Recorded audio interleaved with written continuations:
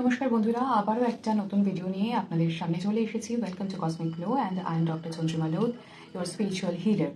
আজকে আমি আরও একটি নিউরোলজির ব্যাপার নিয়ে আলোচনা করব।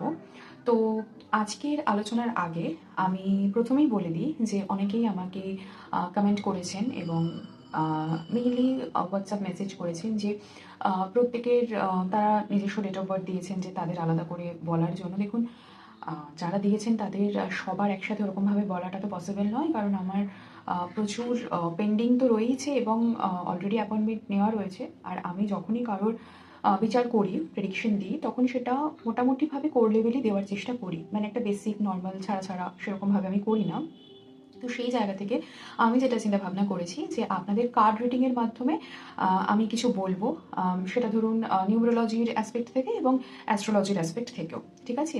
লাইক আমি চেষ্টা করবো এরকমভাবে বলার যে অ্যাস্ট্রোলজির যে 12টি রাশি রয়েছে তাদের জন্য মোটামুটিভাবে কীরকম কী হতে পারে, একটা নর্মাল প্রেডিকশন থাকবে, জেনারেল প্রেডিকশন থাকবে, কারণ এটা পার্সন টু পার্সন ভ্যারি করবে, কিন্তু অনেকটা সিমিলার হবে। এবং কার্ড রিডিং যেহেতু করবো এবং সেটা যেহেতু দুটো মডালিটি সেখানে অ্যাড হবে, তো আই থিঙ্ক কিছুটা সেক্ষেত্রে আপনারা অ্যাসিওরেন্স পেতে পারেন। এবং একই সাথে আমি নিউরোলজির দিক থেকেও চেষ্টা করব যে 9টা যে ভাগ রয়েছে, লাইক 9টা নাম্বার রয়েছে 1 to 9, তো যাদের ডেট অফ বার্থ 1 থেকে 31 মধ্যে তাদেরটাকে সেভাবেই সিম্পলিফাই করে 9টা আলাদা আলাদা রিডিং করব। কারণ যাদের ডেট অফ বার্থের অ্যাড করলে 9 থেকে মানে 1 to 9 তার মধ্যে যে কোনো একটা ডিজিট হবে, মানে আমরা যদি সিঙ্গেল ডিজিটে আনছি, তো সেইভাবে আমি বলে দেবো। তাদের বার্থ নাম্বার না লাইফ পাথ নাম্বারের দিক থেকে আমি বিচার করছি সেটাও আপনাদের বলে দেবো। আর বার্থ নাম্বারে লাইফ পাথ নাম্বারের নিয়ে যাদের কনফিউশন রয়েছে যে এটা কি বা আমরা কীভাবে শুনবো, বা আমি যখন বলবো এটা নাম্বার 1-এর জন্য তারা কীভাবে কী শুনবেন, যদি আমি বলে দিই যে বার্থ নাম্বার দিয়ে, তাহলে ডেফিনেটলি আপনাদের যে ডেট অফ বার্থ সেটা দেখবেন। আর যদি বলি লাইফ পাথ নাম্বার দিয়ে, তাহলে লাইফ পাথ নাম্বার কি সেটা দেখার জন্য আমার গত ভিডিও রয়েছে, সেটা আপনারা দেখতে পারেন। এছাড়া আমার ইউটিউব চ্যানেল কসমিক গ্লোতে যে প্লেলিস্ট রয়েছে, সেই প্লেলিস্টে নিউরোলজি যে প্লেলিস্টটা যে চ্যাপ্টারটা রয়েছে, সেখানে গিয়ে কিন্তু আপনারা দেখে নিতে পারেন যে কিভাবে ক্যালকুলেট করা হয়, এবং আপনারা শিখেও নিতে পারেন, ঠিক আছে? আচ্ছা, তো এই হলো ব্যাপার।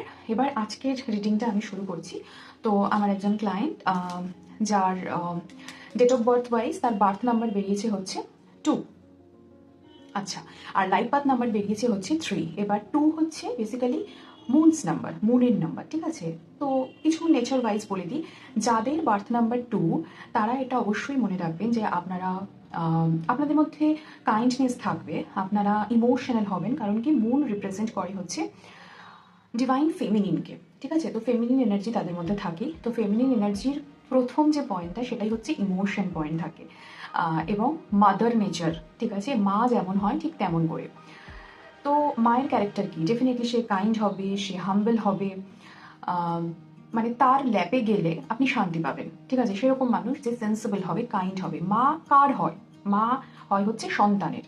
তো যাদের 2 ডেট অফ বার্থ তারা কিন্তু এরকম মাদারলি নেচার হয়। এবার তারা ছেলে হোক কিংবা মেয়ে, মানে ফিজিক্যাল ফর্মটা তাদের যাই হোক না কেন, তাদের ভেতরটা, তাদের ইমোশনটা, তাদের মেন্টাল বডিটা কিন্তু মনের সাথে বেশি কানেক্টেড।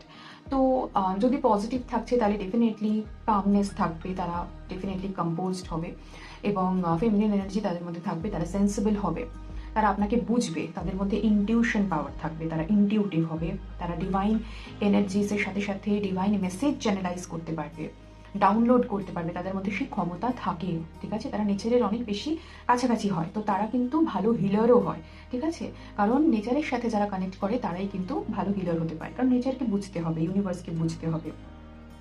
তো গুণাবলী যেমন অনেক রয়েছে, তেমনি কয়েকটা নেগেটিভ দিকও রয়েছে। নেগেটিভ দিক বলতে কি, যদি তার এনার্জি যেটা রয়েছে সেটা ঠিকঠাক চ্যানেলাইজ না হচ্ছে, সে যদি নিজের যে প্রবলেমগুলো রাইজ করেছে সেটাকে যদি ঠিকঠাক ব্যালেন্স না করতে পারছে, সেটা যদি ঠিকঠাক সলভ না করতে পারছে, তাহলে মুড সুইং হওয়ার টেন্ডেন্সি থাকে। কারণ যে ইমোশনাল হবে, সে ইমোশনাল কেন হচ্ছে? কারণ সে নিজের ইমোশনটাকে বেশি প্রায়োরিটাইজ করছে রাদার দ্যান লজিক। তো সেই জায়গা থেকে যে মানুষটা ইমোশনাল হয় সে ওভার থিঙ্কার হবে। এবার সেই কারণে সে বেশি মানে এন্ড অফ দ্য ডে তার একটা এক্সপেকটেশন থাকে, এবং এক্সপেক্ট ওয়াইজ যদি কিছু না হচ্ছে তাহলে সে কষ্টও পাবে। খুব স্বাভাবিকভাবেই আমাদের মায়েরা আমাদের জন্য নিঃস্বার্থভাবে করে, কিন্তু এন্ড অফ দ্য ডে তারা কি চায়? তারা কিন্তু কিছুই চায় না, শুধু একটু চাই অ্যাপ্রিসিয়েশন, গুড ওয়ার্ডস। তো সেইটুকুও যদি আমরা তাদেরকে না দিতে পারি, ডেফিনেটলি তারা মানে আমাদের হার্শ ওয়ার্ডসে তারা হার্ট হয়, এবং সেটা খুব স্বাভাবিক। তো সেই হিসেবে এদের ক্ষেত্রে কিন্তু মুড সুইংয়ের ব্যাপারটা, কনফিউশন ক্রিয়েট হয় যে কী করবে কী করবে না বুঝতে পারে না। খুব স্বাভাবিকভাবে বলছি, সাংসারিক জীবনে দেখবেন ম্যাক্সিমাম ক্ষেত্রে এটাই দেখা যায়, একটা ডোমেস্টিক লাইফে, যে এটা কোনো মানে পিতৃতান্ত্রিক সমাজ বা এরকম কিছু নয়। এটা একটা কমন নেচার যেটা বানিয়েছে ইউনিভার্স, যেটা নেচারস ল, যে যারা পুরুষ মানুষ হয় তাদের একটা মানে কথার লাইক স্টেবিলিটি থাকে, বা তারা বলে দিচ্ছে একটা দৃঢ় ভাব যে না এটাই হবে, ঠিক আছে। এমন না যে পৌরুষত্ব ফলাচ্ছে বলে সেরকম, এটা হয়ে চলেছে। মানে আমরা ছোট ছোট জিনিস নিয়ে যদি ভাবি, বা এটা আমার এই যারা ভিডিওটা দেখবেন তাদের মধ্যে যদি কনফিউশন ক্রিয়েট হয় যে আমি ছোট করছি বা কিছু, একদমই আমি ছোট করছি না, ঠিক আছে। আমি নিজে ফিমেল বডিতে জন্মেছি, কিন্তু আমার নিজের মধ্যে প্রচুর বোল্ড নেচার, ম্যাসকুলিন এনার্জি রয়েছে, অ্যাজ ওয়েল ফেমিনিন এনার্জিও রয়েছে। এবার আমার কাজটা কি, যে এই দুটোকে ব্যালেন্স করা, ঠিক আছে। যেখানে দৃঢ়তার প্রয়োজন সেখানে দৃঢ়তা ডেফিনেটলি দেখাবো, কিন্তু ডেফিনেটলি ফেমিনিন এনার্জিও রয়েছে বলে কিন্তু আমার ক্ষেত্রেও সেন্সিবিলিটি থাকে, সেটা পজিটিভ, বাট ইমোশনাল পয়েন্টটা একটু বেশি হয়ে যায়, ঠিক আছে। এবার ইমোশন না থাকলে, মানে emotion is a weapon of every human, ঠিক আছে। এবার সেটা না থাকলে তুমি কাউকে হিল করতেও পারবে না, বিকজ তোমাকে কাউকে বুঝতে হবে। সো কাউকে বোঝার মতো শক্তি তখনই তৈরি হয় যখন তোমার প্রসারটা অনেক বেশি হয়, তোমার আবেগটা বেশি হয়, এবং তুমি অনেক কিছু বুঝতে পারো। এবং বুঝবে তুমি তখনই যখন তুমি কাউকে বোঝার চেষ্টা করবে। তো সেই চেষ্টাটাও কিন্তু সবার মধ্যে থাকে না। তো এগুলো ফেমিনিন এনার্জির গুণ। তো এবার যেটা আমি বলছিলাম যে এক্ষেত্রে তাহলে কি করতে হয়? ফার্স্ট রেমেডি হচ্ছে যে পূর্ণিমা, ফুল মুন রিচুয়ালস কিছু থাকে আমার ইউটিউব চ্যানেলে রয়েছে।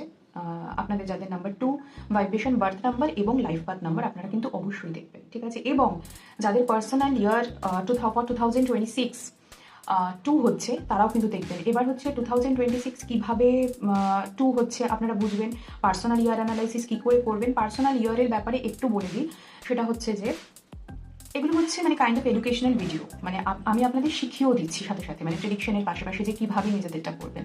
তো সেক্ষেত্রে যেটা বলার, যে আমার ইউটিউব চ্যানেলে personal year analysis, personal date, personal month analysis কীভাবে হবে সেটাও ছোটো ভিডিও করে দেখানো রয়েছে, যেটা আপনারা দেখে নেবেন। আশা করি সবটা বুঝে যেতে পারবেন, ঠিক আছে। তো প্রথম কথা হচ্ছে যে এটা সবার জন্য, যে 2026-এর যে ভাইব্রেশনটা সেটা হচ্ছে 1, বিকজ 2 + 0 + 2 + 6 মানে 2026-কে যে প্রত্যেকটা ডিজিট রয়েছে 2026, এটাকে যদি আমরা অ্যাড করি তাহলে আমরা যে নাম্বারটা পাবো সেটা, সেই নাম্বারটাকে ধরুন দুটো নাম্বার পেলাম, তাহলে এই দুটো নাম্বারকে যদি আমরা অ্যাড করছি তাহলে আমাকে সিঙ্গেল ডিজিটে আনতে হবে, ঠিক আছে, মানে সিঙ্গেল নাম্বারে আনতে হবে। তো সিঙ্গেল ডিজিট যখন চলে আসছে, সেই যে নাম্বারটা হচ্ছে সেটাই হচ্ছে আমার ইয়ারলি ভাইব্রেশনের নাম্বার, ঠিক আছে। মানে ওই নাম্বারটাই আমাকে সারা বছর একটা সেই নাম্বারেরই ভাইব্রেশন আমি পাবো, যেটা হচ্ছে 2026-এর ভাইব্রেশন হচ্ছে 1, এটা হচ্ছে জেনারেল। এবার 2027 আপনাকে কি দেবে? 2 এর ভাইব্রেশন দেবে, 2028 দেবে আপনাকে 3 এর ভাইব্রেশন। আশা করি আপনারা বুঝে গেছেন। এবার হচ্ছে যে নিজের পার্টিকুলার একটা ইয়ারলি ভাইব্রেশন থাকে, সেটা কি করে বুঝবেন? সেটা হচ্ছে নিজের ডেট অফ বার্থ। আমি ওখানে বলে দিয়েছি যদিও, তাও আমি বলে দিচ্ছি, নিজের যে ডেট অফ বার্থ এবং যে মান্থটা রয়েছে সেটাকে অ্যাড করে যেই ইয়ারের ভাইব্রেশন আপনি চাইছেন, ধরুন আমি 2025-এর চাইছেন, তাহলে 2025-এর তো 9 নম্বর বছর ছিল এটা, তাহলে আপনার ডেট আর মান্থটাকে 9 দিয়ে অ্যাড করতে হবে। আর যদি 2026-এটা দেখতে চাইছেন তাহলে ডেট আর মান্থ অ্যাড করে যেটা হচ্ছে সেটার সাথে 2026-এর যে ইয়ারলি ভাইব্রেশন লাইক 1 সেটা অ্যাড করতে হবে, যেটা হবে সেটাই হচ্ছে পার্সোনাল ইয়ার ভাইব্রেশন আপনার, ঠিক আছে। তো নর্মালি সবাই 2026-এর একটা ভাইব্রেশন নাম্বার 1-এ পাবেন, কিন্তু নিজের পার্টিকুলার আমি কি ভাইব্রেশন পেতে চলেছি সেটা দেখাটা ভীষণ ইম্পর্টেন্ট। তো এনার ক্ষেত্রে 2026-এর জন্য তার ডেট অফ বার্থের ডেট এবং মান্থ অ্যাড করে যেটা আমি পেয়েছি সেটা হচ্ছে 5, ঠিক আছে। তাহলে এই মানুষটির জন্য পার্সোনাল ইয়ার হচ্ছে 5। এবার ভালো করে বুঝুন, এই মানুষটির 2026 এনাকে কি দেবে? সানের ভাইব্রেশন দেবে। সানের ভাইব্রেশন আমরা সবাই পেতে চলেছি। এবার ওনার পার্টিকুলারলি পার্সোনাল ইয়ারের 5-এর ভাইব্রেশন তার হচ্ছে, ঠিক আছে। তার মানে 5 মানে হচ্ছে মার্কারি, মানে হচ্ছে বুধ, রাইট। আচ্ছা, এবার বুধ আর রবি যদি একসাথে কাজ করে, মানে আমরা অ্যাস্ট্রোলজিক্যালি বলি বুধাদিত্য, ঠিক আছে। তো এক্ষেত্রে বুধ আর রবি কিন্তু একে অপরের শত্রু নয়। তো সে যদি ঠিকঠাক করে তার বুদ্ধির প্রয়োগ করে এবং সে তার কর্মজীবন কিন্তু ভালো হতে চলেছে। সঠিক বুদ্ধি এবং সঠিক বুদ্ধির সঠিক প্রজেকশন যদি সে করে, তাহলে তার কর্মক্ষেত্রে নেম ফেম বাড়ার চান্স রয়েছে, রিকগনিশন পাওয়ার চান্স রয়েছে, পজিটিভ রয়েছে, ঠিক আছে। পার্সোনাল ইয়ার হিসেবে সেটা কিন্তু পজিটিভ রয়েছে। পজিটিভ থাকার জন্য সে কিন্তু, যেটা বললাম যে কর্মক্ষেত্রে ভালো সুযোগ রয়েছে। পার্সোনাল লাইফে যদি সে কিছু লাইক,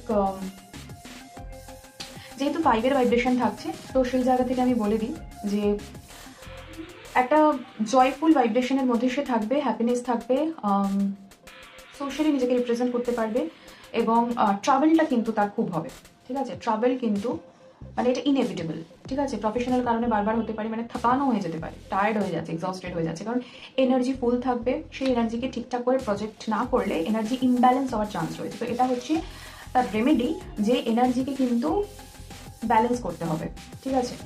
তো ব্যালেন্স করতে পারে কিভাবে?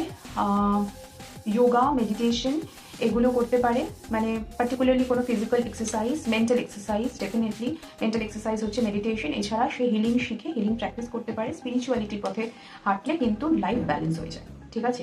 তো এগুলো নর্মাল রেমেডি, ভালো হতে চলেছে, যে কোনো কিছু শুরু করতে পারে, এই আর কি।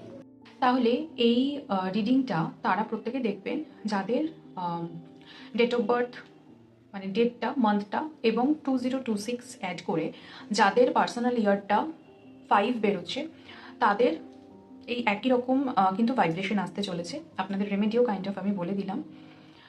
আশা করি এইটুকু জেনারেল, এটুকু আপনারা করুন। আর যদি আপনারা পার্সোনাল চার্ট অ্যানালাইসিস করতে চান, তাহলেও যোগাযোগ করবেন অবশ্যই, কারণ পার্সোনাল চার্ট অ্যানালাইসিস করলে আপনাদের name expression number, first name expression, full name expression নাম্বারের পাশাপাশি, মানে আপনাদের নামের ভাইব্রেশনটা কি, আপনাদের বার্থ নাম্বার, কন্ডাক্ট নাম্বার, সেটার পাশাপাশি আপনাদের soul urge number, secret self number, like personality number, আপনাদের ইনার ড্রিম নাম্বার, আপনাদের maturity number, attitude number, balance number, এগুলোর ব্যাপারেও কিন্তু আমি বলবো।